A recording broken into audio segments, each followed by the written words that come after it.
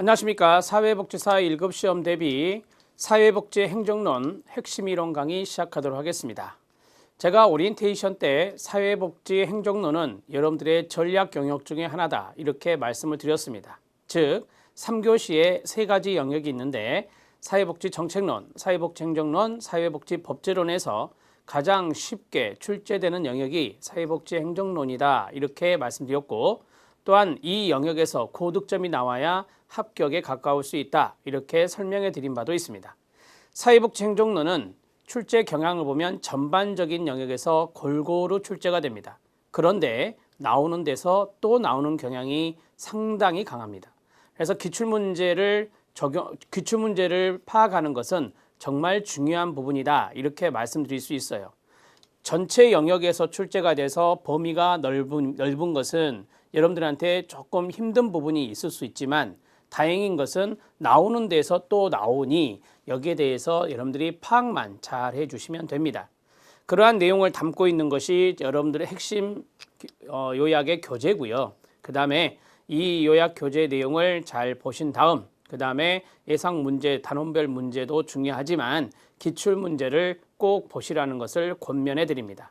25문제에서 20문제 이상은 충분히 맞출 수 있는 영역이니 여러분들이 좀 집중해서 학습을 해 주실 것을 말씀드리고 싶습니다. 챕터 7입니다. 7장으로 되어 있고요. 사회복지 행정론 들어가도록 하겠습니다. 1번의 내용을 보니까 사회복지 행정 옆에 가치지향적이란 말이 써져 있습니다. 상당히 중요합니다. 사회복지 행정에서 사회복지라는 요소가 가미되어 있는 행정이므로 이거는 가치 중립적이 아니라 가치 지향적이다 이렇게 말할 수 있습니다. 가치 중립적이라고 시험에 나온 적이 있어요. 가치 중립적 아닙니다. 사회복지 정책이든 사회복지 실천이든 사회복지 행정이든 사회복지 요소가 가미되면 가치를 지향하는 학문이다 이렇게 정리하십시오.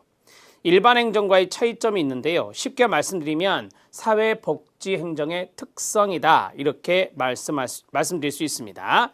자, 밑에 사회복지 행정만의 특징 해가지고 왼쪽에 밑줄을 쳐놨는데요. 여기 1번에 있는 내용은 그렇게 크게 시험화되지 않습니다. 오히려 2번이 더 중요해요. 사회복지 조직의 특성, 하젠펠드가 이야기한 이 내용이 시험에 잘 나오는 부분입니다. 2번에 별표 쳐놓으시고 좀 이따 하겠습니다. 자, 사회복지 행정은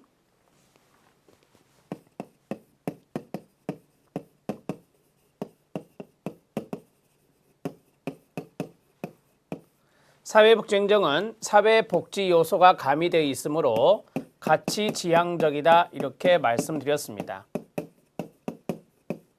가치지향적인 측면이 강하다. 여기에 가치 중립적이란 말이 들어가면 안 된다 이렇게 정리해 드렸고요. X입니다. 자, 사회복지 행정에 여러분들이 교재에는 개념이 들어있지 않습니다. 협의의 개념이 있고요. 광의의 개념이 있습니다. 자, 협의의 개념은 사회사업적 의미가 있는 것입니다. 사회사업적 의미가 있는 것이다 이렇게 보시면 되고요. 이 사회사업적인 의미가 있다 그래서 우리가 사회사업 행정이다 이렇게도 이야기하고 있습니다. 자, 이것은 밀포드 회의에서 사회복지 행정이 사회사업으로 인정받게 됩니다. 1920년대의 밀포드 회의에서 그것이 인정되었다. 역사적인 측면에서 알아놓으시고, 자, 광의입니다. 광의는 사회복지 정책이라고 하는 것을 사회복지 서비스로 전환을 하게 되는데, 그 과정에 바로 사회복지 행정이 역할을 하는 겁니다. 사회복지 정책을 사회복지 서비스로 전환하는 가운데 이 행정이 들어가는데, 우리가 보통 행정하면은 자원을 관리하는 측면이 들어가죠. 자원 관리 등의 총체적인 활동을 우리가 사회복지 행정이라고 말할 수 있습니다. 그러면 이 과정에서 행정이 역할을 하기 때문에 우리가 이것을 과정지향적이다 이렇게 말씀드릴 수 있습니다. 가치지향적이면서 과정지향적인 특징이 있는 것이 사회복지 행정이다 이렇게 결론을 내려드립니다. 자, 1번 내용 보시죠. 교재에 있는 내용을 이해하시면 됩니다. 1번 들어갑니다. 사회복지 조직에서 행정은 지역사회 내의 인지된 욕구를 충족시킬 수 있도록 돕기 위해 존재하며 끊어요. 여기서 중요한 것은 욕구 충족입니다. 사회복지의 기능이 욕구 충족에 있어요. 사회복지 행정관은 사회복지 조직의 내부 운영을 지역사회와 밀접하게 관련시킬 책임을 갖고 있습니다. 지역사회와 밀접한 관련, 여기가 중요한 겁니다. 사회복지 행정은 지역사회 없이 존재할 수 없습니다. 사회복지 행정은 지역사회와 밀접한 관련을 맺고 이루어지는 행정이니 사회복지 행정가의 그러한 책임성이 중요할 수밖에 없어요. 두 번째, 자원 활용에 가로쳐 주시면 됩니다. 제가 사회복지 행정은 기본적으로 자원을 관리하는 활동이다 이렇게 말했어요. 따라서 자원 활용에 관해 부단히 선택을 내릴 필요가 있으며 끊어요. 사회복지 행정은 사회복지 전문가의 재량권이 크고 이들의 직무 수행에 크게 의존한다라고 했습니다. 전문성에 입각해서 상당히 중요한 측면이 사회복지 행정이다라고 말할 수 있습니다. 일반 행정은 특수행정이라고 말하기가 어렵고요. 여기 있는 사회복지 행정은 사회복지 측면을 강조하고 있기 때문에 사회복지의 전문성이 요구되는 겁니다. 사회복지라고 하는 전문성, 이러한 것들이 상당히 높아야 된다라고 하는 것을 이야기하고 있는 대목이죠. 세 번째 들어갑니다. 사회복지 행정이 이루어지는 장인, 전형적인 사회복지 조직은 끊어요. 대개 이제 우리가 사회복지 법인, 사회복지 시설 이런 것들을 사회복지 조직이라 하는데 일반적으로 지역사회를 대표하는 이사회가 있습니다. 이사회 박스, 보통 이사회는 사회복지 법인에 존재하는 겁니다. 즉 사회복지 행정은 지역사회 내의 욕구 충족을 위해 존재하며 지역사회를 대표하는 위원회에 박스 쳐주시기 바랍니다. 사회복지 시설에는 또 위원회가 있습니다. 존재하고 지역사회와 관련된 책임을 집니다. 여기에서 중요한 것은 이사회와 위원회라는 건데요. 이사회와 위원회가 바로 사회복지 행정과 관련된 조직입니다. 기구죠. 네 번째, 사회복지 조직의 크기, 범위, 구조, 프로그램 형태는 광범위합니다. 노인복지 영역, 장애인복지 영역, 아동복지 영역뿐만 아니라 여성복지, 소수자를 위한 복지들 측면까지 상당히 포괄적으로 이루어지고 있는 게 사회복지 조직의 프로그램, 크기, 범위, 구조입니다. 광범위에 동그라미 치면 됩니다. 다양합니다. 사회복지 행정은 일반 행정과 관리에 관한 지식을 당연히 초월할 수밖에 없습니다.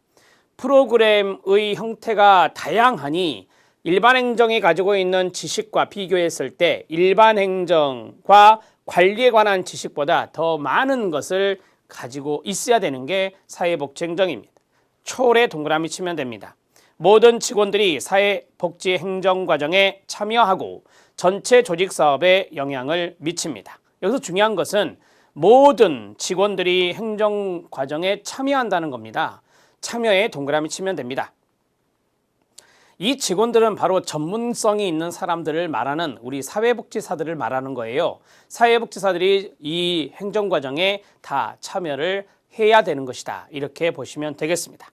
자, 1번은 워밍업입니다. 간단하게 여러분들이 사회복지 행정이라는 것은 이러한 특성이 있구나라고 보시면 됩니다.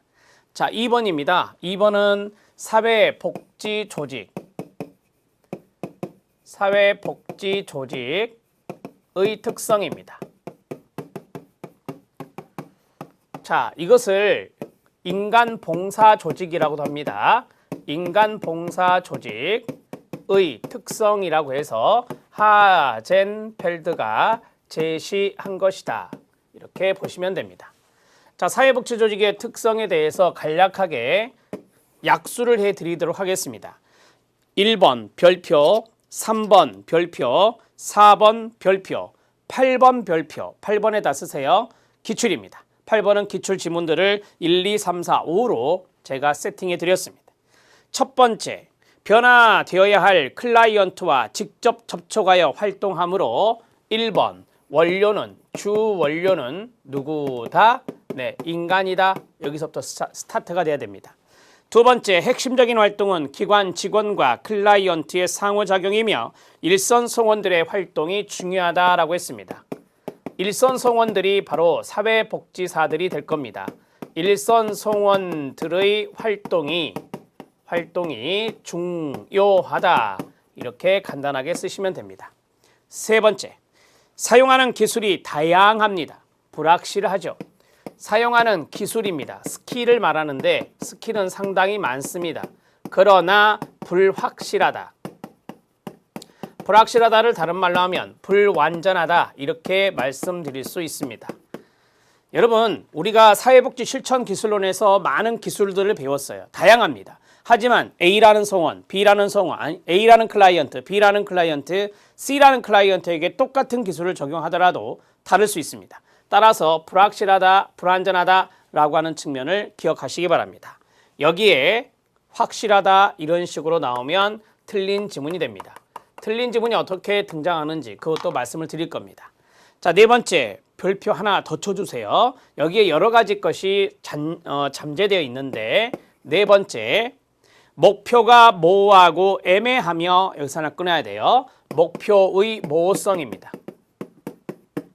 사회복지 조직 목표에 모호성이 있다라고 하는 것인데요. 모호성이 있는 이유는 바로 주 원료가 인간이기 때문에 목표 설정이 그리 쉽지 않습니다. 자, 그 다음에 두 번째, 효과성, 효율성, 척도가 거의 없기 때문에 끊어주세요. 여러분, 목표가 모호하면 정확하게 측정할 수 있는 효과성, 척도가 많지 않을 겁니다. 그래서 효과성, 효율성, 효과성, 효율성을 측정하는 척도, 측정 척도가 거의 없다. 이렇게 정리하시면 됩니다. 그러나 우리는 결과평가를 합니다. 그런데 목표도 모호하고 효과성, 효율성을 정확하게 측정할 수 있는 척도도 없는데 결과평가의 신뢰성이 상당히 낮겠죠. 그래서 결과평가에 논란이 많은 것입니다. 결과평가 논란이 많다. 이렇게 정리할 수 있습니다. 자, 그래서 사회복지 조직은 변화가 필요하다, 혁신이 필요하다. 그러한 저항이 다른 조직보다 크게 나타나는 겁니다. 결과평가에 논란이 많고 끊어요. 변화와 혁신에 대한 저항이 다른 조직보다 크다라고 합니다. 변화, 혁신이 풀어드린 거예요. 필요하다는 저항이 크다, 작다, 크다 이렇게 말씀드릴 수 있습니다. 자, 여러분 이제 여기서 고칠 게 상당히 많습니다. 보세요. 목표는 명확하다, 이런 식으로 나오면 당연히 잘못된 부분이고, 그 다음에 효과성, 효율성, 측정 척도가 많다라고 나오면 이것도 틀린 부분이고, 그 다음에 변화와 혁신이 필요하다는 저항이 다른 조직보다 작다 이런 식으로 나오면 틀린 것이 됩니다.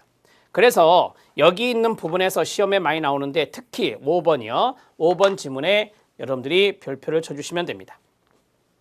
5번입니다. 가치와 이해관계의 갈등을 일으킬 수 있다. 가치 갈등의 동그라미, 사회복지 요소가 있으니까요. 환경과의 관계에 많은 어려움이 야기된다. 환경과의 관계에서 어려움이 야기되는 것은 환경의 의존도도 높은 것도 있고 그 다음에 가치 갈등 요소가 있기 때문에 그렇습니다. 사회복지 서비스가 전달되는 과정은 조직적 과정을 통해 이루어집니다. 이걸 우리가 전달체계라고 해요. 자, 공익의 이익을 위해서 사회적, 물질적 등의 후원만 동그라미요. 후원을 받으며 주로 전문가와 사회적 환경의 의존도가 높습니다. 8번째 들어갑니다. 전문성, 환경에 대한 의존도가 높다. 이렇게 정리해야 되겠죠? 그 다음에 9번째. 가치 갈등 요소가 있다라고 했습니다. 가치 갈등 요소가 많다라고 했고요. 자, 그 다음에 주 원료가 인간이죠? 여기다 쓰겠습니다. 주 원료가 인간입니다. 그러면 윤리성이 고려돼야 되겠죠? 윤리성을 고려하지 않을 수 없습니다. 윤리성을 고려한다. 그럼 이게 뭐죠? 네, 쉽게 말하면 윤리성은 도덕적인 부분이에요. 그래서 도덕적인 모호성이 존재한다, 존재하지 않는다, 존재한다. 이게 뭐죠? 윤리적 딜레마입니다. 도덕적인 모호성이 존재한다. 이 말은 인간이기 때문에 윤리적인 딜레마가 발생할 수 있다라고 하는 겁니다. 윤리적 딜레마 발생이 가능하다. 이거는 실천론에서 배웠습니다.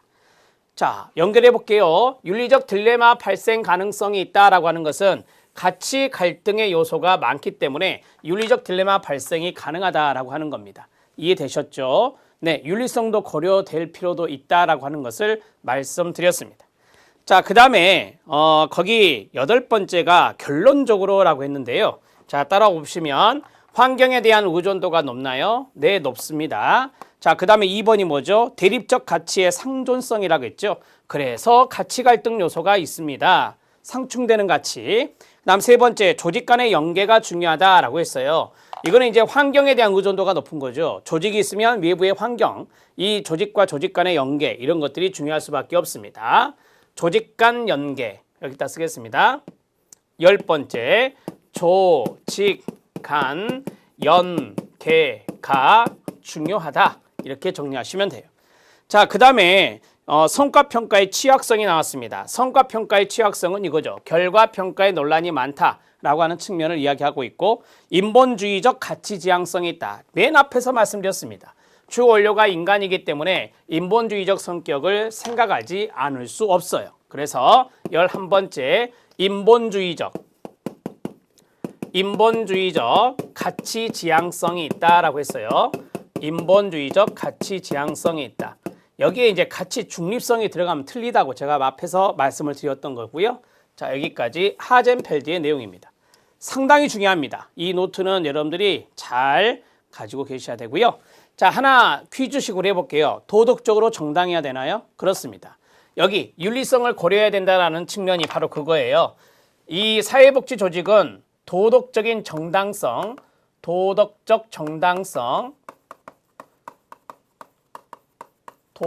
정당성이 있어야 된다는 것입니다.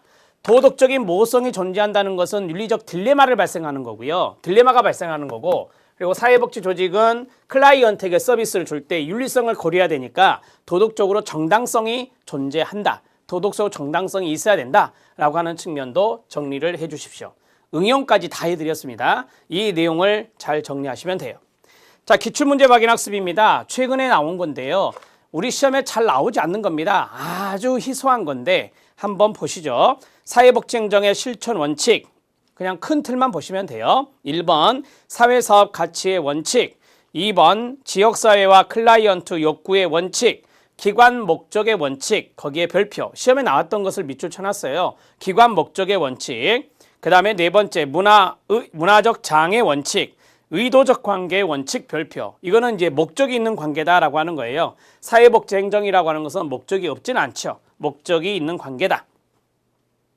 6번째 기관 전체성의 원칙입니다. 사회복지 행정에는 여러 가지의 행정적인 측면에서 부서가 여러 가지 부서가 있잖아요. 팀이라 할까요? 여러 팀이 있는데 그 팀 전체를 고려하면서 행정이 이루어져야 돼요. 그래서 기관 전체성의 원칙이라 합니다. 전문적 책임의 원칙, 참여의 원칙, 커뮤니케이션의 원칙, 지도력의 원칙, 계획의 원칙, 조직화의 원칙, 거기 별표. 자, 조직화는 말 그대로 사회복지 행정이라고 하는 것은 조직화가 필요하죠. 당연히 우리가 어떤 조직을 부문화한다라고 하는데 여러 가지의 디파트먼트, 부서가 조직화가 이루어져야 되겠죠. 그 다음에 권한위임의 원칙입니다. 별표 쳐주세요. 권한위임이라고 하는 것을 다른 말로 하면 권한이양이에요. 권한이양. 자, 사회복지 행정은 아시는 대로 앞에서 모든 직원이 행정과정에 참여한다 그랬잖아요. 따라서 권한의 통제보다는 권한의 위임, 권한의 이양, 그런 원칙이 중요하다. 자, 오른쪽에 하나 쓰세요. 권한 통제의 원칙이 아닙니다. 권한 통제의 원칙이 아니에요. 교재에다 바로 쓰시면 돼요. 권한 통제의 원칙이 아니라 권한 위임의 원칙이다. 조정의 원칙이다. 자원 활용의 원칙이다. 변화의 원칙의 별표. 여러분들이 알다시피 사회복지 행정이라고 하는 것은 지역사회의 욕구를 충족해주고 지역사회의 문제를 해결하기 위해서 존재하는 거거든요. 사회복지 행정이라는 게 변화를 이끌어내는 거예요. 그 다음에 평가의 원칙. 사회복지 행정 뒤에 보면 평가조사, 욕구조사 그런 거 있잖아요. 그래서 평가도 사회사업 평가, 사회복지 행정을 하고 나서 거기에 대해서 평가하는 부분은 필수입니다. 그 다음에 성장의 원칙, 기관의 성장을 말하겠죠. 자, 그러면 기출문제 확인학습에 해당되는 사회복지행정의 실천 원칙까지 쭉 말씀드렸는데 거기에 밑줄 친 부분들을 중점적으로 해서 조금 알아놓으시면 됩니다. 기출문제에서 확인하시죠. 자, 세 번째 들어갑니다. 전달체계가 나옵니다. 사회복지 서비스 전달체계 유형의 장점이 나오는데요. 별표 쳐주시기 바랍니다. 자, 거기 보시면 공공 서비스 전달체계가 나왔네요. 공공에 동그라미 치시고요. 자, 넘기시면 민간 전달체계가 나오네요. 민간에 동그라미 쳐주시고요. 자, 지금 여기에는 장점이 포함되어 있습니다. 단점 같은 경우는 여러분들이 알고 있는 그대로 이해하시면 되는데, 자, 여기에서 공공의 두 가지가 나와요. 중앙정부와 지방정부가 나오죠. 중앙정부의 별표. 자, 지방정부는 우리 시험에 등장하긴 등장하는데 거기 있는 기출문제 확인학습을 보면 좀 이해할 수 있을 것 같고요. 그 다음에 민간 전달체계가 있네요. 먼저 이거부터 정리를 하겠습니다. 여러분들이 큰 틀에서 큰 그림을 그리셔야 되니까 공공에 해당되는 중앙정부가 있고요. 그 다음에 민간이 있습니다. 중앙정부와 민간만 비교하는 거예요. 중앙정부는 여러분들이 알고 있는 대표적인 공공전달체계가 되겠습니다. 그러면 여기 두 가지의 장점들을 제가 중심 단어 위주로 정리를 해 볼게요. 자, 중앙정부는 노란색으로 쓰겠습니다. 중앙정부는 아시는 대로 모든 국민을 대상으로 정책을 만들어내요. 보편성이 있어요. 그 다음에 평등을 추구하는데 유리하죠. 평등성을 추구합니다. 이걸 다른 말로 재분배성이라고 해요. 이렇게. 자, 그 다음에 중앙정부는 정말 많은 재원을 운영하고 있죠. 1년 예산이 400조가 넘어갑니다. 지금. 따라서 안정성이 있고요. 그 다음에 지속성이 있습니다. 안정성과 지속성 이런 것들이 이제 중앙정부의 장점 부분입니다. 그리고요. 급여를 이제 중앙정부가 줄 때 사회적인 적절성을 달성하고자 하거든요. 그래서 사회적 적절성 또는 적절성이라고 하는데요. 사회적 적절성의 달성에 유리하다. 이런 측면이 중앙정부의 장점이 되겠습니다. 자, 민간의 장점은 하얀색으로 써보겠습니다. 민간은 뭐니 해도 전문가가 많아요. 전문성이 있고요. 그 다음에 많은 시민들에게 접근이 쉽죠. 그래서 접근성, 접근 용이성이 있어요. 다른 말로 편익성이라고 하죠. convenience, 편익성. 자, 그 다음에 어떤 욕구가 있을 때 신속하게 대응할 수 있는 것이 바로 민간이에요. 그래서 신속 대응성이라 하겠습니다. 신속 대응성이 장점이에요. 그 다음에 민간은 융통성도 있습니다. 클라이언트의 환경에 따라서 거기에 따라 서비스가 이루어지는 융통성이라는 것도 존재한다. 이 융통성의 다른 말이 유연성, 탄력성, 신축성인데요. 이 정도만 아시면 될 것 같아요. 유연성과 신축성 이런 것들이 장점입니다. 여러분, 중앙정부의 단점은 이거예요. 그 다음에 민간의 단점은 이거예요. 이렇게 바꿔서 생각하시면 돼요. 저는 지금 장점만을 말씀을 드렸던 겁니다. 이렇게 해서 쭉 정리를 해 놓으시죠. 자, 창의성이라는 걸 아시죠? 창의성. 창의성은 어딜까요? 당연히 민간이겠죠. 민간이 전문성을 바탕으로 한 창의적인 프로그램을 개발해낼 수가 있기 때문에 창의성은 이 자리에 들어가는 것입니다. 자, 중앙정부와 민간의 이 두 가지를 비교해 드렸습니다. 이제 중앙정부와 민간을 먼저 보도록 하겠습니다.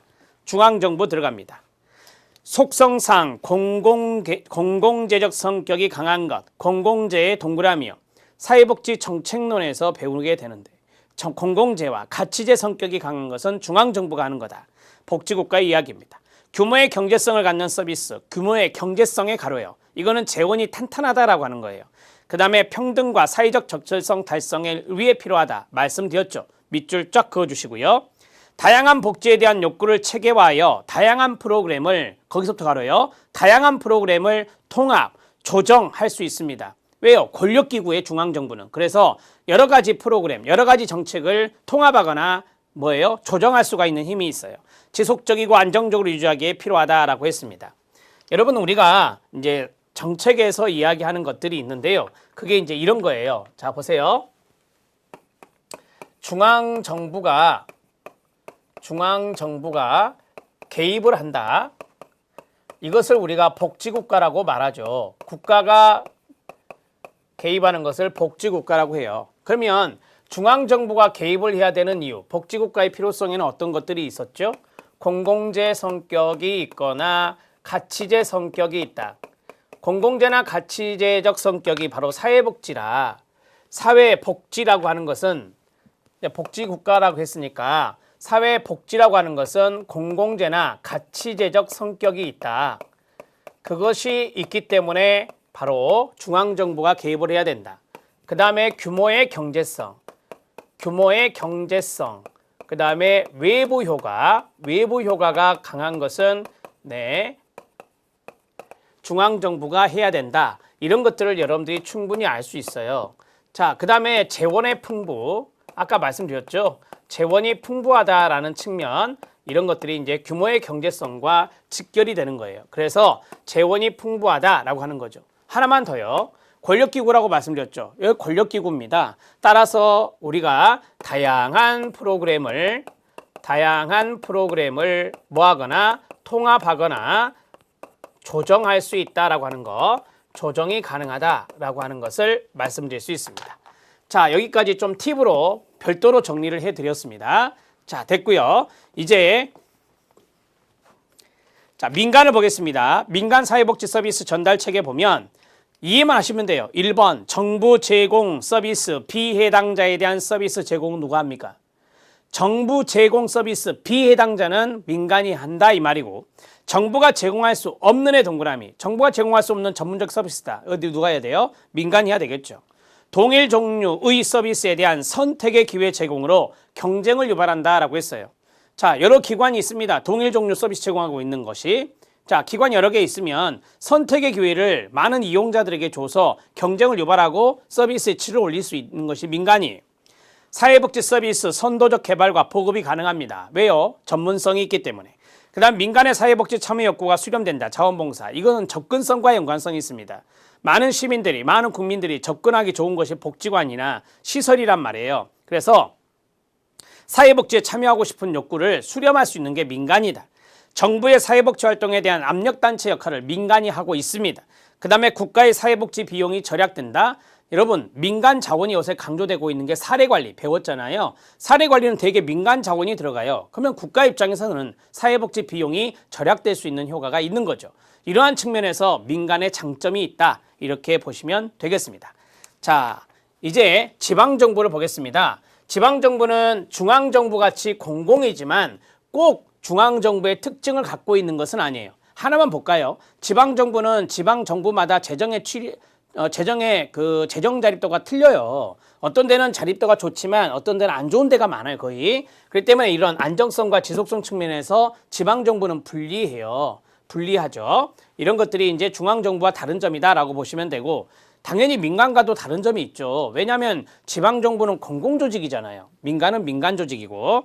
자, 지방정부 들어갑니다. 1번 지역 주민의 욕구를 끊어요. 비교가 나와야 돼요. 중앙정부보다 가로 묶어요. 중앙정부보다 더 효율적으로 해결할 수 있다. 왜냐하면 접근성이 있어요. 자, 그 다음에 두 번째, 지방정부 간의 경쟁 동그라미요. 경쟁 논리에 의하여 재화의 가격이나 개발이 용이하다. 여러분, 경쟁이 딱 되잖아요. 그러면 서비스의 질이 올라가요. 질적 개발, 이게 가능해져요. 지방정부의 대표적인 두 경쟁의 지자체가 경기도와 서울입니다. 따라서 이 두 지자체가 서로 경쟁 관계에 있을 때 복지제도나 또는 여러 가지 다른 복지 외의 다른 제도들, 그런 것들을 잘 만들어내려고 노력을 많이 하죠. 그러면서 이제 어떤 가격적인 측면 또는 어떤 질적인 측면, 거기에서 좋은 점이 있다라고 하는 겁니다. 세 번째, 재정 자립도가 높은 지방자치단체의 경우인데요. 이건 이제 예를 들어 서울시를 생각해 보시면 창의적이고 실험적인 서비스 개발이 용이합니다. 왜? 돈이 있으니까요. 그 다음에 수급자들의 변화되는 욕구에 적극적으로 대처할 수가 있습니다. 그런데 모든 지자체가 다 그런 건 아니에요. 전제 조건이 있죠. 재정 자립도가 높은 데는 가능하다. 수급자들이 정책 결정에 참여할 기회가 많아져서 수급자의 입장이 반영될 가능성이 높아진다. 이해되시죠? 왜요? 접근성이 있기 때문에 수급자 대표들 참여해서 지방정부 정책 결정에 거기에 하나의 이제 기회를 줄 수가 있다라고 하는 것입니다. 자, 지방정부는 이 정도로 이해하시면 되고요. 밑에 희망복지지원단이 나왔습니다. 이거 기출이고요. 자, 지금부터 이제 기출 3가지가 나오는데 그걸 보고 이번 강의를 마칩니다. 희망복지지원단은 자, 여러분들이 알고 있는 시, 군, 구에 있어요. 시, 군, 구에 희망복지지원단, 희망복지지원팀이 있단 말이에요. 2012년도에 보건복지부에서 시작했던 이 희망복지지원단이에요. 2012년도 중요합니다. 연역에서 시험에 나왔고요. 1번, 현재 대부분의 시군구에 설치되어 있습니다. 민관협력, 가로, 민관협력을 통한 맞춤형 사례 관리를 지향하고 있어요. 희망복지지원단이 하는 일이 되게 맞춤 서비스, 통합 사례 관리 이런 건데요. 이런 것들을 이제 관만 하는 게 아니라 많은 민간 자원과 협력하면서 하고 있는 겁니다. 지역 단위 복지 서비스 통합 제공의 컨트롤 타워만 가로요. 자, 시군구에 뭐가 있다? 희망복지지원단이 있다. 딱 컨트롤 타워가 돼요. 그래서 많은 통합 사례 관리를 지향하는 그러한 거점 역할을 하고 있는 것이 희망복지지원단입니다. 자, 2013년에 개통된 게 뭐죠? 사회보장 정보 시스템이에요. 행정론 뒷부분에 배울 건데 사회보장 정보 시스템을 통해서 이 희망복지지원단이 활동을 하고 있다. 이렇게 보시면 돼요. 자, 우리나라 공공의 동그라미 사회복지 전달체계 현황입니다. 1번 들어갑니다. 공공부조의 밑줄 쳐주세요. 공공부조의 전달체계에서 시군구, 읍면동이 중요한 역할을 하고 있죠. 거기 안에 포진되어 있는 사람이 사회복지 전담공무원이고 그 다음에 사회보험 제도 운영에서 사회보험의 밑줄, 사회보험은 보건복지부와 고용노동부가 주무부처죠. 5대 사회보험 할 때. 자, 그러면 중앙정부가 나와야 돼요. 그렇죠. 중앙정부의 책임성이 매우 크다. 맞습니다. 서비스의 신청과 상담을 위해 서비스, 신청, 동그라미, 상담. 어디서 합니까? 시군구와 읍면동. 자, 시군구 읍면동을 방문해야 합니다. 국민연금보험료의 징수. 국민연금보험료 어디서 걷어요? 국민건강보험공단에서 걷죠. 2011년부터 통합징수하고 있잖아요. 국민연금보험료의 징수는 국민건강보험공단이 합니다. 끊어요. 자, 급여를 주는 것은 어디서 해요? 당연히 연금공단에서 해야 되죠. 그거는 직업 업무는 국민연금공단이 수행하고 있습니다. 4번도 이해되시죠? 자, 5번입니다. 여러분, 사회복지청이란 걸 들어보셨어요?